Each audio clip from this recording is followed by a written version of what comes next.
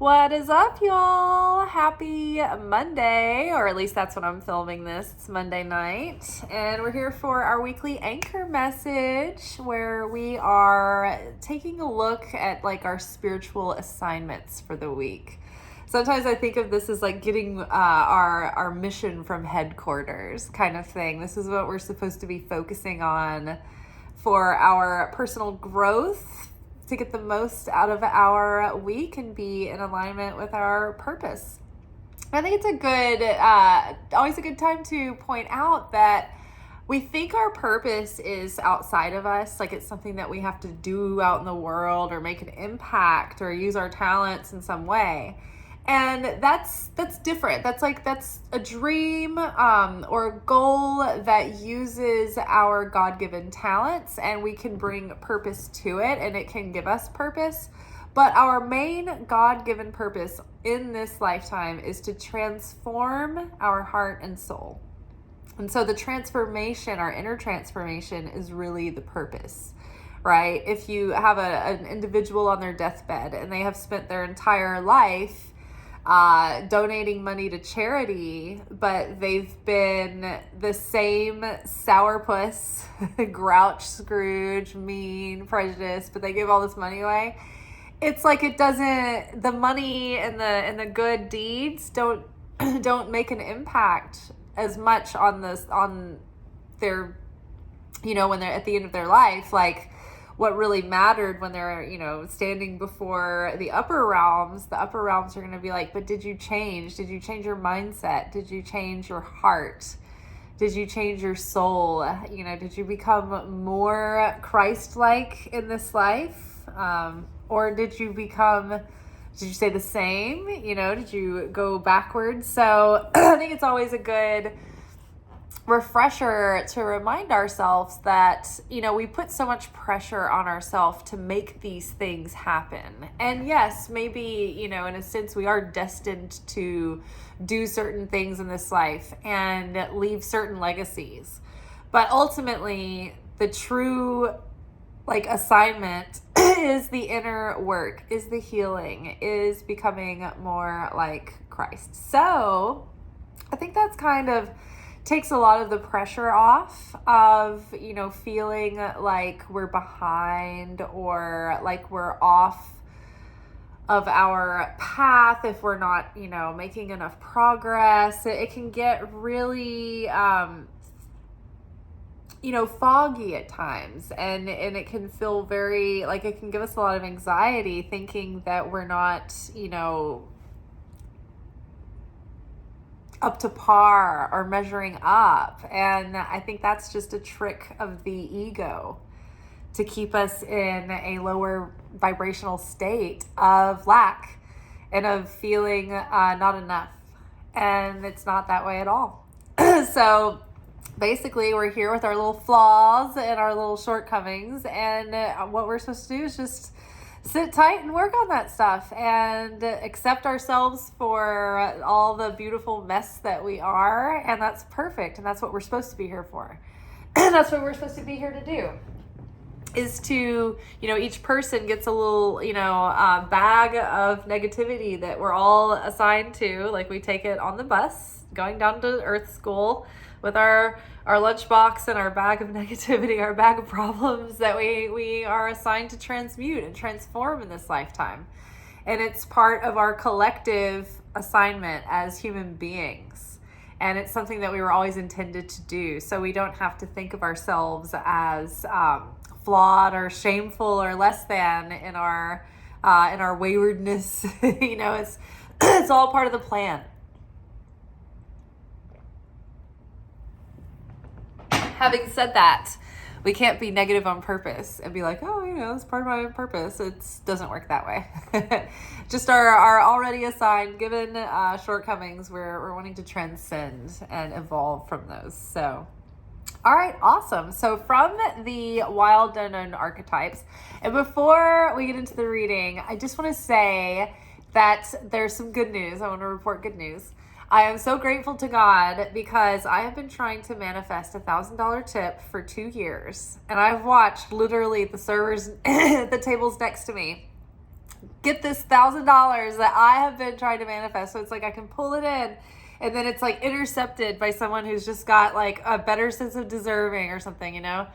Or I didn't, like I messed up that day and I said evil tongue, or I had evil eye or whatever. But tonight, like the last week, we had that card, Six of Pentacles, one of the days of the week. And I remember thinking, okay, we're going to have a windfall. Something's coming through here. And I was like, I don't anticipate one. I don't foresee one, but I always have these portals open, so it's possible. And so tonight I was on a private party and I was exhausted because I took a really hard spill Friday. So I've been sore, for like the last couple of days. And I've been working on private parties at the restaurant. They've been like really tight packed, like large parties of like 50 people one night, 33 people one night, and everybody's all packed and tight. I'm having to reach over them, and it's very exhausting. And I like had already fallen down on the hard floor. So I was just like, oh my gosh, this week has been tough. And tonight I was on another private party, and it was an easy one. And I was like, okay, thank goodness. Seems easy. There's no food allergies tonight. Great. And I ended up getting an additional tip. And my built-in tip was, you know, for them, it was around like $400 for the party, which is kind of expected on a party that size. But then I brought the man his receipts, and I was like, this is already included. And then if you want to leave anything additional, because he's asking about it, here's the separate line there. And you just put the additional tip in that, and then we add them together at the end. So I go, he's like, here, I want to give you these checks back. I'm like, oh, okay, cool, thank you. And so I glance down, and I think I see $1,000. I'm like, oh my God. Like, is that what I think? Oh my God. And I went back to the past when I got away from the room, and the past is where we do our work. And so I looked, and it was $1,000 tip. And so I clarified with him, and because I showed my manager, I was like, his total's not right. He didn't do the math right, but he could have just been distracted. And he was like, just check with him before. I was like, I will. So they were on the way out. I was like, hey, I just wanted to clarify this before I put this amount of money in, and just double check and be sure that this is what it's supposed to be. So I clarified with him, and it was additional. So I not only manifested that extra $1,000 tip, but I also got my $400 tip from them too. So God gave me a blessing of a windfall of $1,400 tips tonight. And I almost owe it also because remember last night we were talking about Lent starting Wednesday, and I was like, I'm definitely giving up sweets, and I'm thinking about giving up weed because it just helps me relax my nervous system. And it's state compliant THCA weed, so it's not illegal. But I was like, am I going to do that? And I hadn't quite, decided. And during our shift meeting today before our shift started, I asked everybody if they were going to do Lent, and some people were. And then I mentioned to my nephew, I was like, I think I might give up weed and sweets. And they're like, oh my God. And so he just announced like, all right, she's giving up weed for Lent. I'm like, well, now I have to do it. And so I think that because in that moment, I was like, okay, I'm committing to doing it. I'm going to do it for Lent. And I think that was part of what opened up the portal for the windfall to come through, for that miracle to come through. So I just want to thank God for that. And also I want to thank you guys because I've been trying to increase my public watch hours. In order to get this channel to monetization, I have to have 4,000 watch hours per 365 days.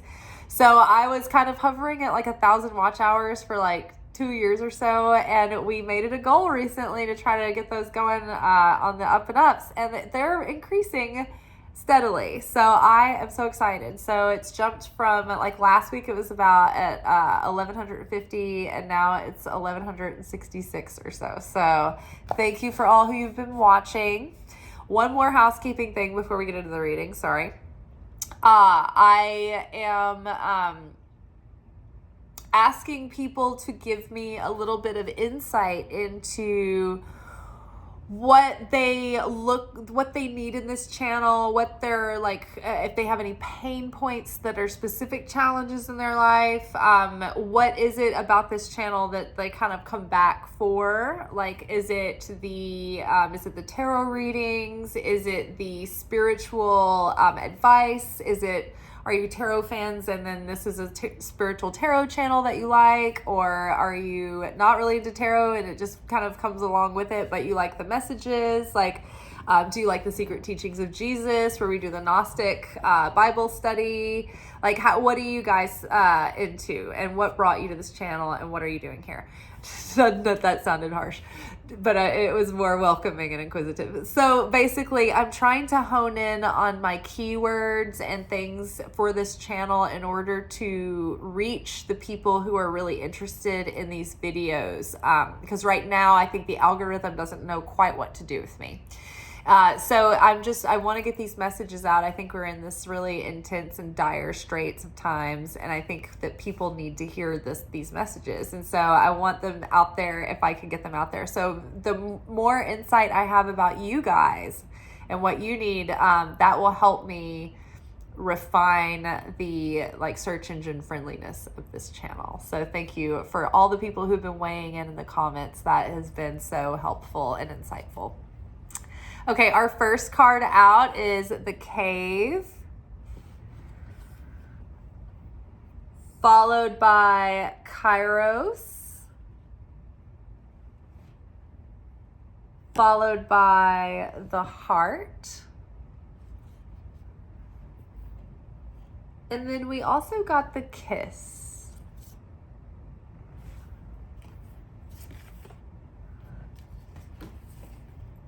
Underneath the Cave, we got Six of Wands.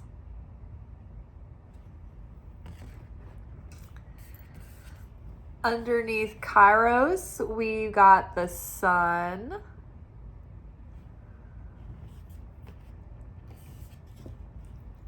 Underneath the Heart, we've got Temperance. And our bonus card that kind of seals all this up is the Kiss. All right. Oh, and so one last piece of good news. This is a quick one, but my tripod that I use for my phone for my daily short videos had broke several days ago.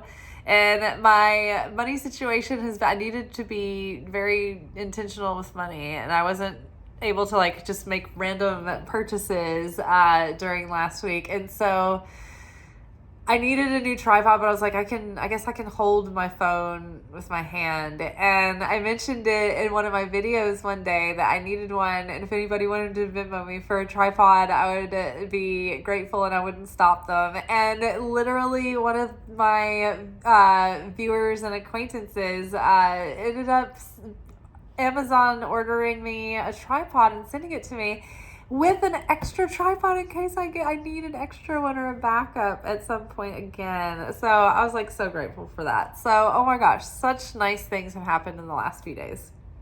Along with that really hard spill. Okay, you guys. So the energy this week is really revealing to us a lot about,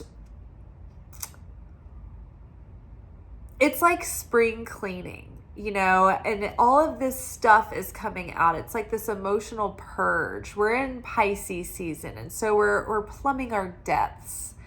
And I think that we're really having a cathartic cleanse of emotion, old thoughts, old mindsets, maybe, memories of things that maybe our parents said to us in their youthful ignorance that planted these seeds of subconscious beliefs about ourselves that we're suddenly more aware of than ever, and we're able to say, oh, well, that's not valid, and reprogram that and shake it off and cast it off.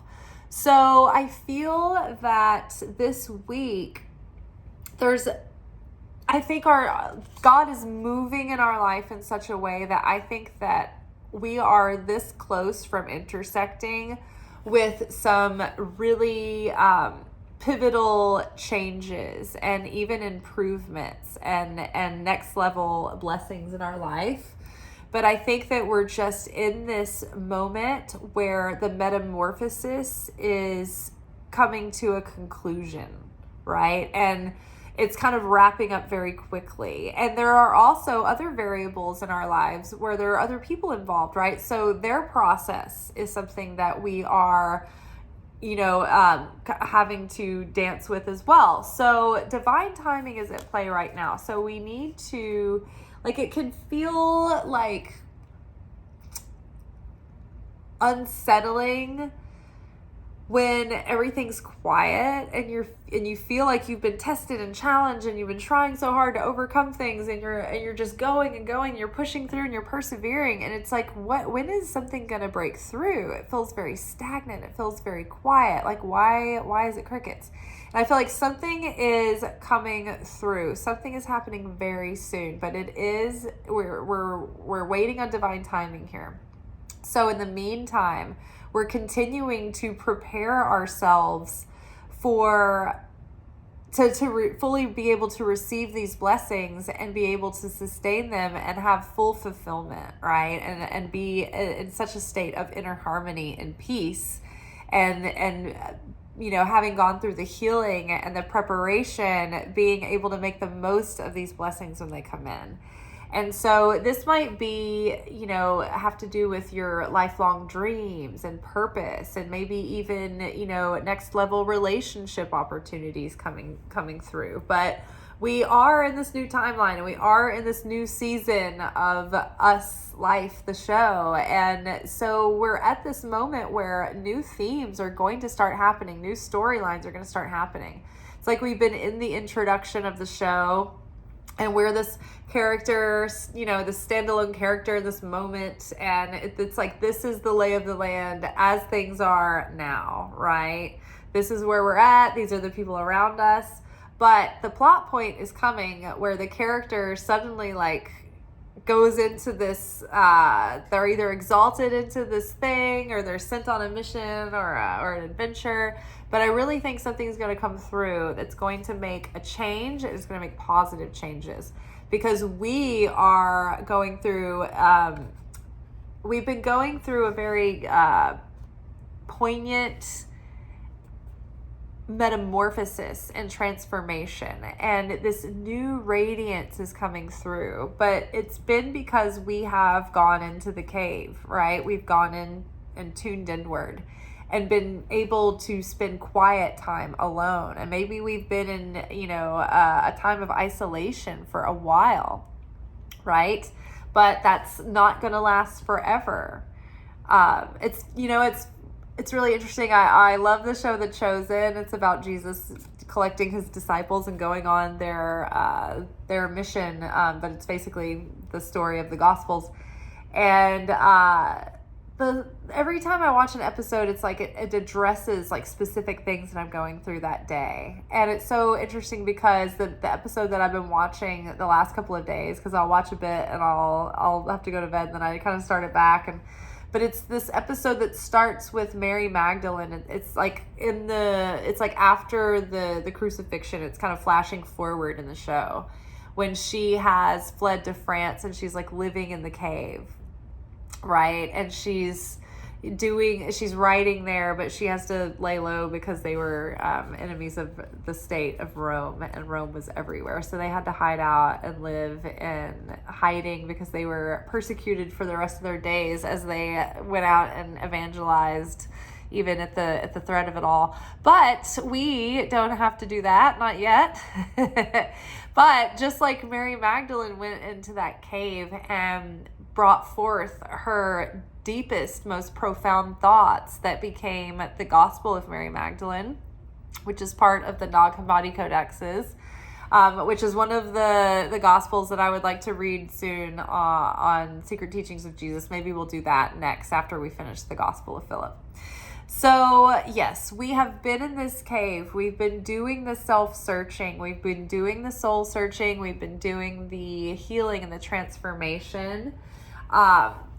And we're continuing to do that, and we're continuing to prepare our heart to take on new joy and expand to love deeper and wider and in a more full way that is sharing with others.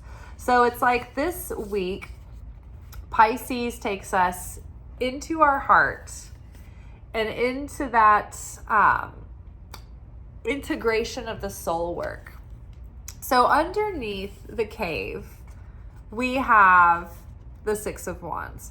So the time we've spent in the cave of our soul searching and quiet time and solitude and study of spiritual ideas and the integration of those ideas and the transformation and the healing we've been through has been successful. Six of Wands is victorious. It's successful. It's a card about perseverance that leads to accomplishment and achievement, right? So it's this work, our efforts have really changed us in a good way, and we're already successful, we're already victorious in the things that are coming in.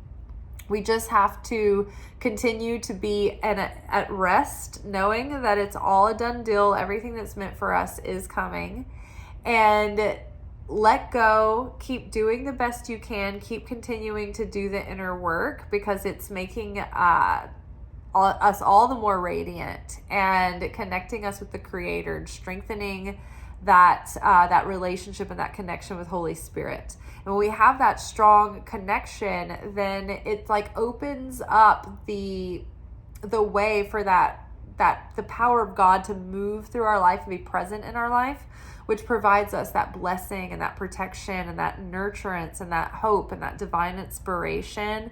But it can't come into us, and it can't cling to us, and it can't be in resonance with us if we don't have resonance with that Spirit of God. And so we have to be in a joyous state of believing and of having confidence and certainty and being in joy. When we're sad, we can't connect with that force. So we have to do things to cultivate our joy and to choose that joy. It's our free will, and it's our own sovereign choice to make that happen. And we have been, and we're persevering. Even in the midst of darkness, we're focusing on that light. And we're using those dark times as that fertile void that creates depth and deepens faith.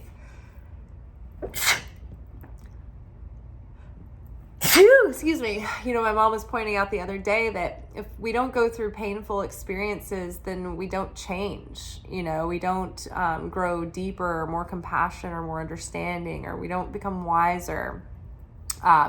We don't have that broken ego that allows us to have that more purified spirit that can connect with God more readily. The ego gets in the way. It wants logic, reason, answers. Why didn't this go my way, kind of thing. But when we break through the ego and we connect fully with the heart and what the heart understands, the heart is its own information processor. And it has a greater, more direct connection to the Holy Spirit, to the Christ. It's the heart. That's where the Christ lives and dwells. So we are successful, and we need to continue on. We can't rest on our laurels. It's an everyday practice and devotion, but it's making a difference, and it is making a change, and the change is starting to happen. And we're going to see the fruits of this very soon. But it is an issue of timing. But that we've got the Sun card with divine timing. So I feel that this is probably going to start showing itself more in spring, and as the days are getting brighter and longer, as far as like literal interpretation here. But the Sun card is about new illumination, a new day, a new cycle, right? New light coming in. It's about new vitality and joy and well-being and abundance and fulfillment. I like to interpret this person holding this bird as we've got the message. We've caught the message. We're getting the message. We finally got the message. So it's like we finally understood as we're plumbing our depths and as we've done this healing, we can see now how certain things would hold us back from the past, right? We see the things that have held us back. We see where we went wrong. We see where we weren't developed enough yet in certain ways, and we weren't awakened enough in certain ways, and by those sort of like false illusions and limiting beliefs and projections, we were like cycling around in these patterns that kept us from fulfilling our full potential. But now that we're seeing through those, we're becoming more able, because we're less encumbered by that old lesser self, that we can align and attune more fully with that higher self and be a channel of the light of the creator in the world. And as we shift our mindset into more about showing up and serving and sharing rather than results oriented, what am I getting out of this? It's like by shifting our consciousness to being a greater vessel of sharing, we receive more than we would have. So that, and let's see, the heart. So we have the heart with temperance. Temperance is, it's a few things. It means kind of a few things. So in a sense, it means balance and not overdoing it. Like Sagittarius has to deal with temperance because they have a tendency to want to go hard or go home kind of thing. They like to go ham. They like to like indulge and overindulge. So think about the person who can nurse their drink and sip on a drink and pace themselves versus the person who's like ordering doubles and drinking super fast. The person who's pacing themselves is practicing temperance. It's like not hot, not cold, just right there in the middle. So it's sort of this even keel and groundedness and balance. At the same time, temperance is about integrating the spiritual with the material. It's about, once we have that change of heart and the change of our mindset and the change of our consciousness, that has an effect and it comes through in our actions.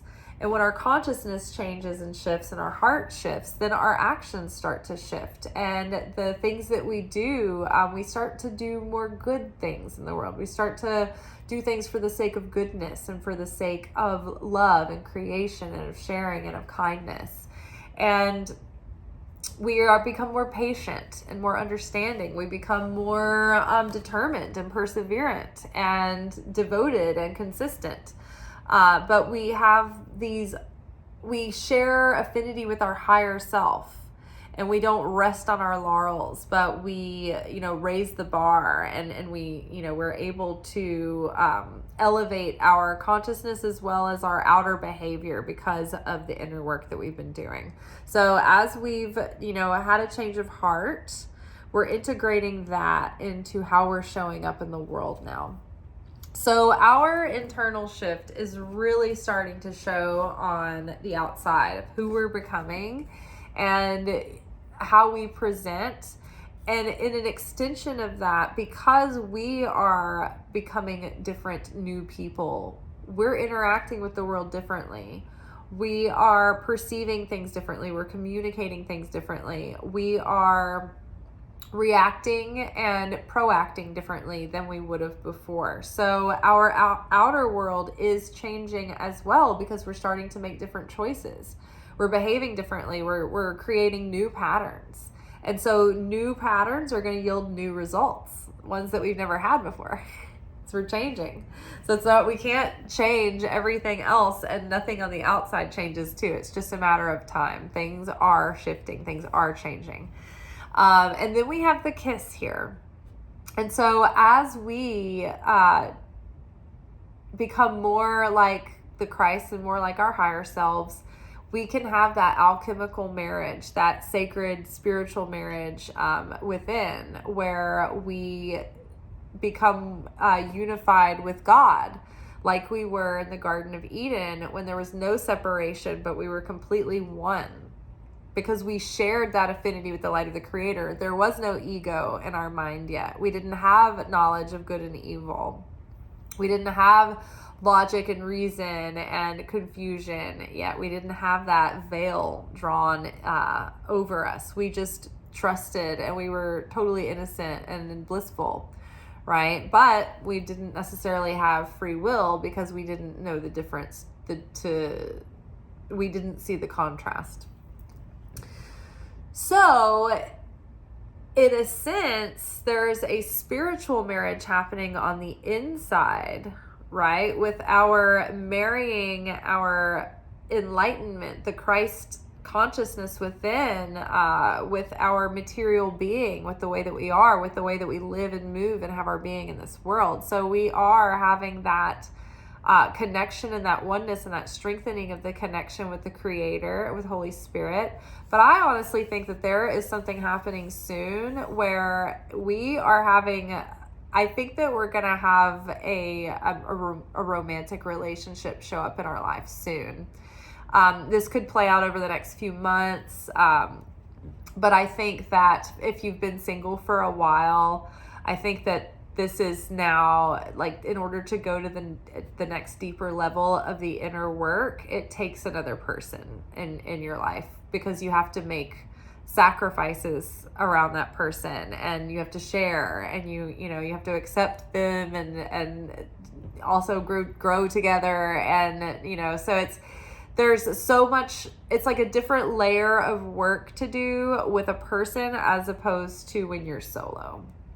So if you feel like you've sort of, I don't know, hit a wall with your own personal growth, you could be having an equally yoked person coming into your life that you're going to be getting romantically involved with and doing the work with alongside. Like, say, for instance, either maybe like a tikkun level relationship or a soulmate level relationship.